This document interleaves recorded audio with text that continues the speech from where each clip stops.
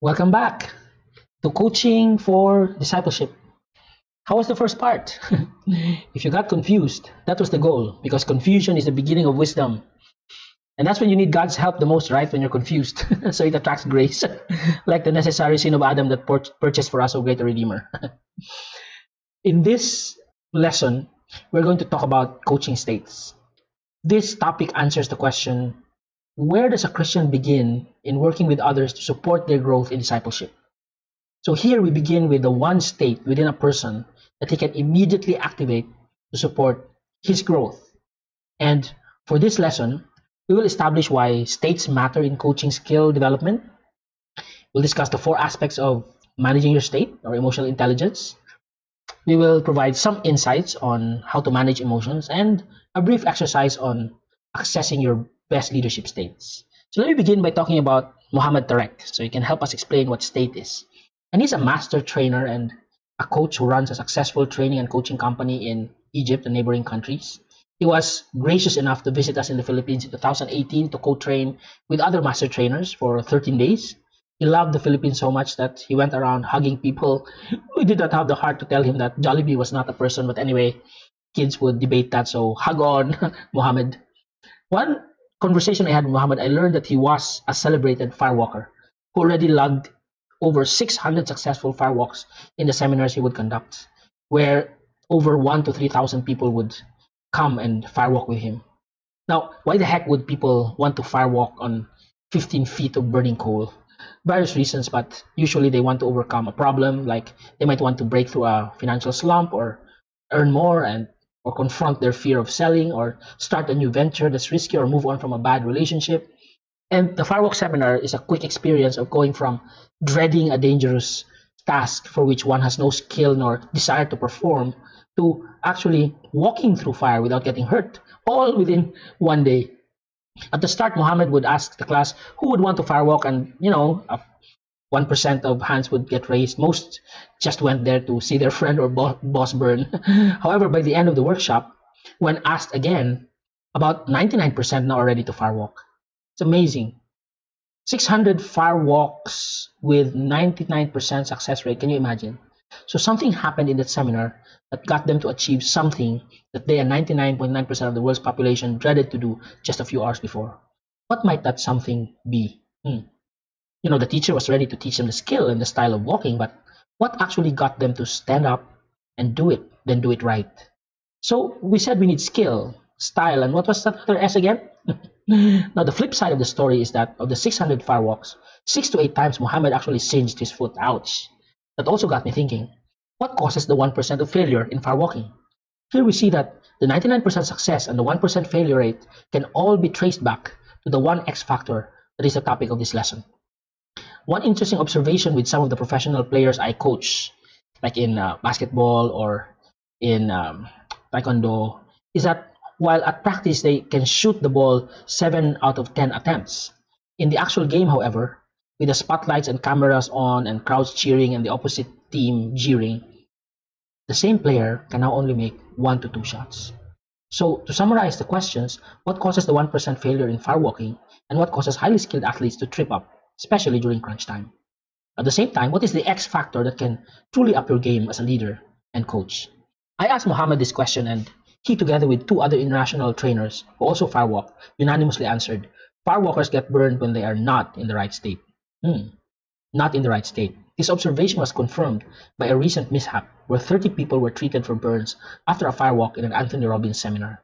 One participant reported that some firewalkers were not concentrating but were actually taking selfies and asking other people to video them. Similarly, Doctor Samuel Marcora, a clinical sports physiologist who researches the psychology of fatigue and endurance, observed that physiologically you may be fine, but mentally fatigued athletes find the same task much more effortful. Mental fatigue is a subjective feeling of being overwhelmed and emotionally drained. It can be caused by physical wear and tear or by the stress and emotional pain from school failure, a breakup, death of a loved one, and excessive worry. That is why, in the highly competitive world of Olympics, mental preparation and conditioning is now key to the athlete's training. So much so that sports psychologists are now employed by every Olympian, like in the US. Part of the mental preparation is to regularly visualize their routines so that they can constantly practice this wherever they are. And this means being able to get into the right state for performance. Now, that's professional sports. You and me, how about us? Actually, there's not much difference challenge wise between a top level athlete and us. You may not run or swim as fast as the top level athletes, but does a Christian leader experience pressure as well? Do we also have to deal with multiple challenges that our various commitments throw at us in daily life? For sure. Now, the good news is we can use the mental conditioning tools that athletes employ for achieving meaningful high performance, and some of them we will introduce in this workshop. So stay tuned. For example, do you visualize a great workday? Do you mentally rehearse your interactions? Imagine your goal and dream? Do you visualize and represent in your mind your time with Jesus? Why not? Do you want to be successful? So why not practice what successful people do, which is visualize? Okay, let's get to the heart of the lesson for now. State. What state are you in at this very moment? As you are taking this training, pick a facial expression that might represent your current state. And whatever state you are in, ask yourself, is this the state I want to be in right now? By the way, when was the last time you asked yourself these questions? What state am I in right now as I'm doing a certain activity? And is this the appropriate state to be in as I'm trying to accomplish something? Before we go further, just appreciate that you never leave home without your state. You're always in one state or another. So you, as a leader, are communicating and relating with others from state to state to state. We've been talking about state for over 10 minutes now, so it's just proper that we define what it is. State is the dynamic mind, emotion, body experience that operates as an energy field at a given time to express your current disposition. Yes, you as a leader are exuding energy that people are catching. But what is the quality of your energy? Is it caring and relational energy? Skeptic guided energy? Charming energy? Is it victorious energy? Pensive, reflective energy? Is it concerned, attentive energy? Is it demanding or angry energy? Exhausted, groan energy? Is it distracted, energy? So state is the energy you release with people you lead and work with. And the response to your state determines if you were using that energy appropriately to the right person at the right time in the right way. As a system, the three elements of the state are interrelated. So they cannot be separated except in description and language. In the context of our Christian life, for example, we are commanded to love the Lord our God with our whole heart, soul, mind, and strength. This is really the Christian state, with the added synthesizing dimension of the spirit, which science cannot discuss because it deals only with the material observable reality, so that's fair. So the mind refers to our thoughts, meanings, beliefs, judgments, convictions, and the heart refers to our emotion, relationships, our passions and loves, and strength refers to our senses, our feelings, physical capacity, behaviors, and actions. Note two similar words used here assigned to separate categories. Do you see them? Yes, feelings and emotions. Neurosemantics distinguishes them. Feelings are what we experience with our five senses, like hot, dark, loud, pungent, sweet, etc. And while emotions are the meanings we add to those feelings, they transform the physical feeling into an embodied thought. So when I touch a hot plate, I can feel shock. In the dark, I feel isolated. Loud sounds pressure me, and pungent taste irritates me, while sweet taste comforts me. I hope by now you're able to distinguish the two, because as we talk about the distinction, it's also important to know that the soul can breathe life into the other dimensions. That is, the soul can inspire, that is, to affect or arouse them by divine influence or fill them with exalting emotion. And the soul can do that, and the soul is very life giving. But this is the less appreciated aspect of the spirit, in that the spirit can also feel trapped in a troubled mind, a broken heart, and a sapped strength, which now makes it an embodiedly weakened spirit. Wow. We witnessed this at the Garden of Sorrows when, after a fitful time of praying alone, Jesus went back to his disciples, and Luke says he found them sleeping because of so much sorrow. Now, I thought they slept on the job out of laziness or uncaring, but their emotion, sorrow, actually exhausted them. How appropriate then Jesus' warning to them: the spirit can be willing, but when the flesh is weak, and flesh here refers to the person's state, the system of acting, thinking, feeling, which can mess up even a willing spirit. So, in response, when the spirit is wounded, we pray over and comfort. When the strength is sapped, we pray and rest, nourish and exercise. And when the mind is troubled and the heart is broken, we pray and address what is troubled through either therapy, counseling, and coaching. Now, notice that prayer is always the default, but it does not stop with prayer because each element requires a remedy appropriate to it alongside prayer. Just like when someone is stabbed with a knife, you don't just pray over and do nothing else. Now, we know that each element affects the other elements like a gear system. When one gear turns, the other gear turns in effect. And any of the gears can actually initiate a movement. So let's use an example of how a person's state operates at work. And as I do, we're going to slow-mo and replay the process a few times, like reverse engineering. Let's discuss how, as a system, one element of the state affects the others. Let's say you're about to make a presentation for a key project before your seniors. If before you start, your mind thinks, I did not prepare enough for this, then you begin to feel hesitant and your body gets tongue-tied with your voice trembling. And it doesn't stop there. Now, when the mind gets information that the person is tongue-tied, it then thinks, I will surely mess this up, which in turn will affect the emotion, which now experiences fear. And from being tongue-tied, now the body is breathing heavily, sweating, and wanting to escape the scene. You can imagine this spiraling down into possibly more negative thoughts, emotions, and behaviors. By the way, this is the self-reflexive structure that builds up into a panic attack, trauma, and depression. It's just a buildup of negative thoughts, negative feelings, somatized or embodied, reinforcing further negative thoughts and feelings. That's why the key question about state is, do you have your state? Or does your state have you? So who is in control? So by now, you already have an idea how important it is to understand how our state works. So we can then work it to our advantage. Because the quality of your performance depends on and is dependent and is determined by the quality of your state. People perform optimally or underperform based on their current state. It's crucial that as a leader, you learn to manage your state and then coach your peers in managing their state as well. I will now share some insights on managing emotions. This moves us into the field of emotional intelligence, and we now know that people who are more emotionally intelligent than others will be better able to relate with and influence others. Emotional intelligence as a skill can be learned, and there are 4 aspects involved in becoming more emotionally intelligent. It begins with the awareness of one's state, to be able to identify the current thoughts and emotions that one is experiencing. Let's revisit our tongue-tied presenter a while ago to track how state awareness works. It's mainly a process where you catch yourself behaving, feeling, or thinking in a certain way. And understanding how you are doing it can be useful in case you need to change a behavior that is not productive. So this involves first taking a step back, or what we technically call a meta position. So you can observe yourself more objectively. Are you capable of doing that? Stepping back from yourself and just noticing your thoughts, feelings, and behaviors without judgment or conclusion yet. So let's say you became aware during a presentation that you are tongue-tied and are not able to articulate your words. Then you ask, what am I feeling? And I feel hesitant to present.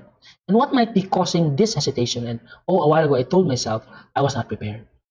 So with the initial awareness of your current state, you can then monitor how high the hesitation is on a scale of 1 to 10. In this example, her hesitation is an 8, using an emotional calibration scale. And knowing that number, you can decide if that level is useful while you are presenting. And if you observe, for example, that hesitating at an 8 caused you to be tongue-tied, then you might need to tone down your hesitation. At this point, maybe you can now, at this point, move to the 3rd step of managing emotion. And after monitoring, the next step is to manage the emotion so you can access the most useful state for presenting. How important is it for a leader to manage his own state? Daniel Goleman, author of The Emotional Intelligence, declared that ultimately, the most meaningful act of responsibility that leaders can do is control their own state of mind. While many people think that their emotion is caused by events and people outside them, emotion is actually activated by one's thoughts, meanings, judgments, and beliefs. That's why emotion comes from the Latin origin ex movere, energy from within, moving out, which dispels the notion that it comes from outside, therefore we have no control over it. Now let's internalize some insights that can help us manage our emotions better. In the Manual of Unleashing Leadership, Michael Hall outlines some crucial insights on managing emotions. The first insight is that whatever you are feeling about someone or about a situation is because of the meaning you assign to the person or the event at that moment. So let's say you feel impatient in a meeting. Yes, that's you on the right, trying to look interested with your fake smile, but you are actually feeling impatient. And your impatience comes from your meaning that the meeting is not useful and is taking you away from closing an important sale. So while they're discussing in your mind, you go blah, blah, blah, blah. When can I get out of here so I can close that sale? The next key insight is that emotion is just the difference between your expectation and actual experience. So your expectation is to earn money today, but the current experience is being stuck with what you perceive as an unproductive conversation. This is the anatomy of a negative emotion when your expectation is higher than what you are experiencing. When experiencing a negative emotion, you actually have options. You can either change the external experience or change the expectation. In this situation, you can opt to change the experience. Like you can either leave the room without permission or complain that your coworkers are wasting your time. And each option will have consequences, especially if the boss has mandated that you attend the meeting. So this approach comes from the judgment in your mind that the problem is either with the boss, the team, or the meeting. That's why you want out. Now, let's explore the other option, and that is you can change your expectation.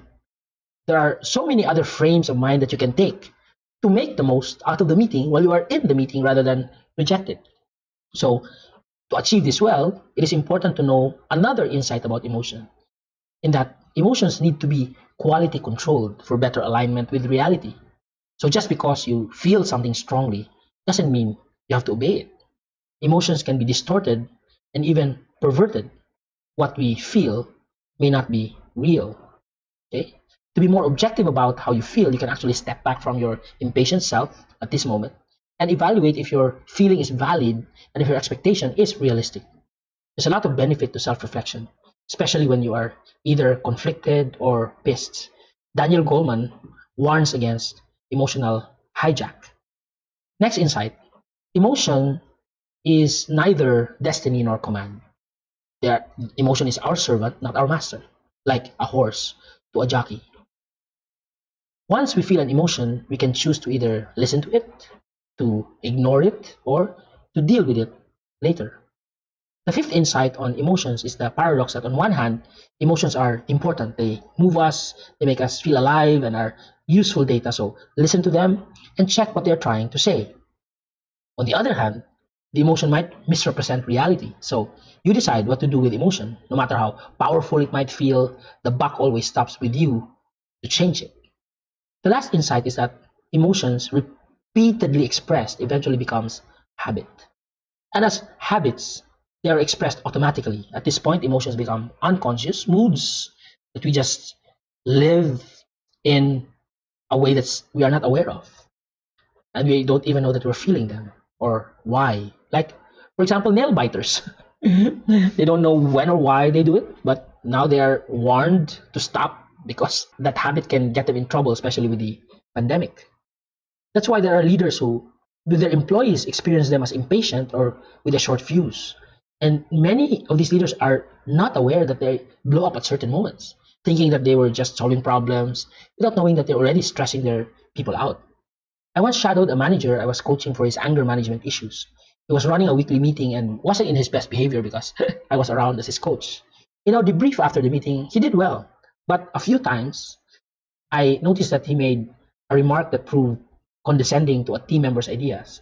And on two instances, he briefly raised his voice about three levels. And he also faintly rolled his eyes while someone was making a suggestion. The amazing thing was that when I pointed each of these behaviors out, he was not aware at all that he did them, but his people were. This topic of unconscious habits we'll deal with in more detail on the subject of metaprograms, how emotions and states become a way of life, a habit. When someone is generally pessimistic or cautious or argumentative or collaborative, on the other hand, all of that is a product of how a person unconsciously programmed his, almost automatic responses to the different events in life. Maybe we can take this up in future if any of you is interested. But for now, the discussion brings us to the fourth aspect of becoming an emotionally intelligent leader, and that is knowing how to give your emotion to others, knowing that you as a leader can affect others. John Maxwell taught that a leader is a thermostat. He sets the temperature of the organization from which the team members are thermometers. They just gauge and align with the thermostat. While skills are what we need to learn to become better leaders, inducing within us and in others the useful states like passion, concern, respect, determination, and kindness, while learning and working with them can improve people's engagement and performance. So, becoming good at something is all about consistent, deliberate practice. And because we are dealing with practicing states and not lofty traits, then anyone can access and apply any state if he wants to learn it. That's why we can act and pretend to feel in a certain way, like actors do when they take on a role, or especially when we were children, we were the best actors at the time. And if we feel this kind of emotion long enough, we can begin to live it. In the process, we can decide if we too want to keep these emotions. I was coaching a leader with a perfectionist streak, and she got impatient with self and others, especially when she or they don't rise to her expectations. She was overly cautious when taking on difficult projects to the point of stalling and tends to be judgmental. Actually, I've coached quite a few leaders with this kind of programming. It is their technical proficiency and attention to detail and uncompromising dedication to quality that made them rise in the organizational ladder. But now that they are leaders, they become a pain to others, and others have become a source of pain for them too. So tragically, the feeling between leader and led is mutual, like a turbulent marriage. Almost always, it surprises me that even in our first coaching session, after dealing with some internal objections, that person, that leader, is usually able to access the state opposite to their default emotion. So they are able to access patience, empathic listening, and acceptance of an erring employee with no judgment. So, of course, for some of these leaders, it will take a few weeks of constant internalizing to make it a habit. But for others, they can immediately deploy it to a functional level, even if they have not done so for years. The important thing is that they change the emotion, and they're also changing in the process their toxic meanings and reframes about their limited beliefs, about their roles, and about others. And they're changing it to thoughts that are more upbuilding and productive. Now, this is the application part of the lesson. Knowing that you can manage your emotion and use it to mobilize others towards meaningful productivity. You lead people from your own state that supports their state. Okay? And this is what NLP calls pace, then lead. For example, if a person is lukewarm in commitment to CYA or to God, you can start by being in a listening, welcoming state that seeks to first receive their concerns and questions, and then in the process build trust. And since states are modeled and can be infectious, the person you're talking to can then also begin to get interested in you and would want to know more about your vision, your goal, and what you're involved in. Then in the process, maybe not immediately, but when you have acquired the skill of influencing through coaching, you can induce in them the state of giving your invitation a chance, wanting to cooperate with you, and later on increasing their passion for what you do as they work and care about you. Remember, the quality of your leadership state or energy affects and influences the quality of other people's working states. So this is where the journey of mastering your state begins. At these moments, we like to do some little activity. Identify, given your current mission and intention in CYA, what are your best three states that you want to coach from in a way that inspires and engages a person to join you in your mission? Look at the list on this table and check which three you would want to access as a coach. Or you can come up with your own words, and feel free to do that. And on the next table, you fill up the columns with your answers.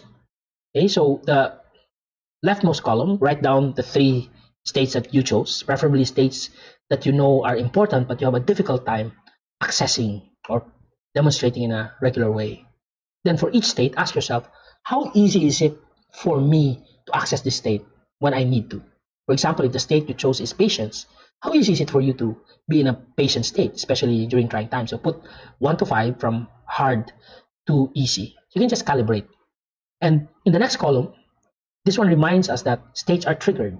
More often than not, they are triggered without our knowing how they are triggered. So stepping back, maybe doing a replay in your mind and becoming aware of how the state that you want can be triggered allows you to access them at will. For example, a personal slogan or motto can be a trigger. A sound, a voice, they can all be triggers for the state you want to be in. So let's say that you want to delegate. So that's a state you want, a delegating state. But you normally would want to do the task yourself. You're very technically inclined. So in order to know how to delegate, create an inspiring motto that when you read it, it will make you want to delegate. So for example, the motto can be, a productive leader equips others.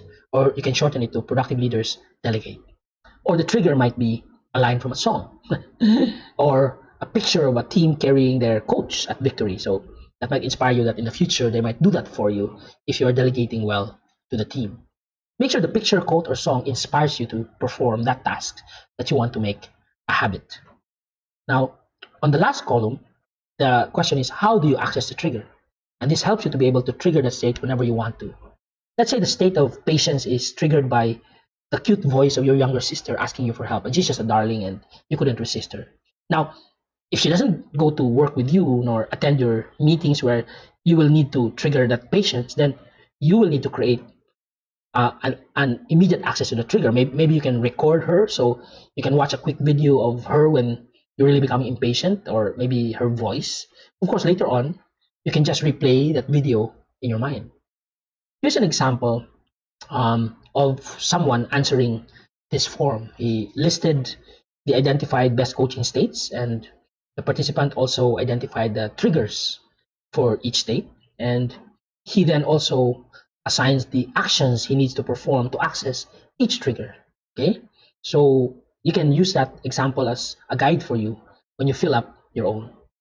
So at this point, if we have time, then you can actually go into your breakout groups to discuss well, for now, just one of the states that you have identified and the trigger you plan to use to activate that state. So if we don't have time, then just do this on your own time and practice it with a fellow staffer to check if the actions do trigger the state that you want to make a habit. So how was that discussion? The key thing here is to keep looking for and fine tune so that you can really access the most effective trigger until you're able to use one that truly works for you almost immediately. And I hope that in some future time, we can have the chance to teach you the skill of anchoring states that can help you to more effectively access the desired states. But for now, there you have it, the coaching state. I hope this lesson enlightened you on the amazing yet highly accessible power of managing state to develop yourself as a coach. In summary, and also as a reminder, managing state is the key to developing your skill as a coach. Okay? You'll need to walk yourself through the 4 aspects of emotional intelligence so you can practice it. Fill up your best leadership states using that form and make the trigger accessible. And then don't forget, practice, practice, practice. So now you go practice. Focus on managing your states and keep it simple, Saint. See you on the next session.